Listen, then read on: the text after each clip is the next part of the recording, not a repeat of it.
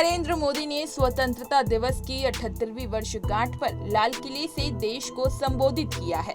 प्रधानमंत्री मोदी ने भाषण में एक बार फिर से एक राष्ट्र एक चुनाव की जरूरत पर बल दिया है। उन्होंने कहा कि लाल किले से मैं राजनीतिक समुदाय से वन नेशन वन इलेक्शन के विचार का समर्थन करने का आग्रह करता हूं।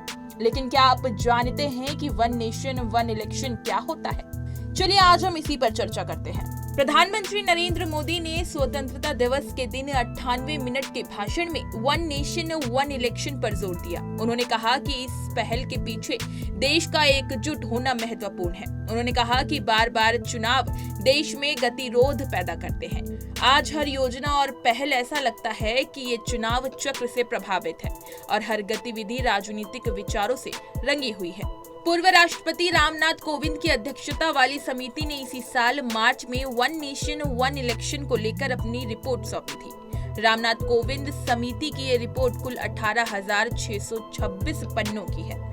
इस रिपोर्ट में 2029 में एक साथ चुनाव कराने की सिफारिश की गई है। वन नेशन वन इलेक्शन का अर्थ संसद, विधानसभा और स्थानीय निकाय चुनाव एक साथ एक ही समय पर कराने से है।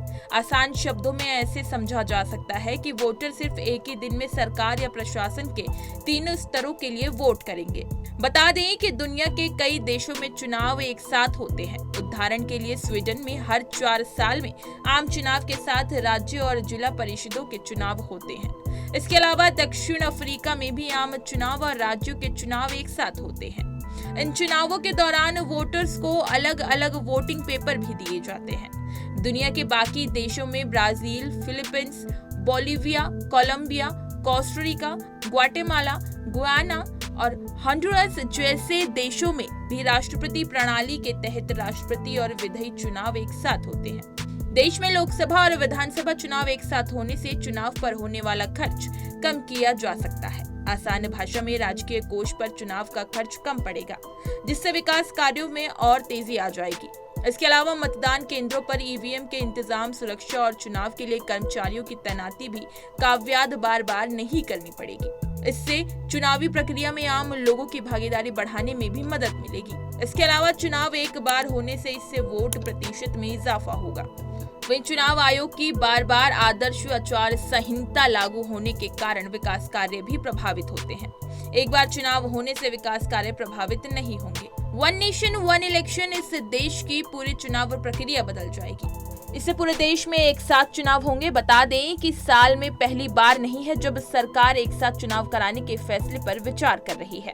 सबसे पहले चुनाव आयोग ने पहली बार 1983 में इस बारे में सरकार को सुझाव दिया था। उस वर्ष प्रकाशित भारत के चुनाव आयोग की पहली वार्षिक रिपोर्ट में इसका विचार आया था।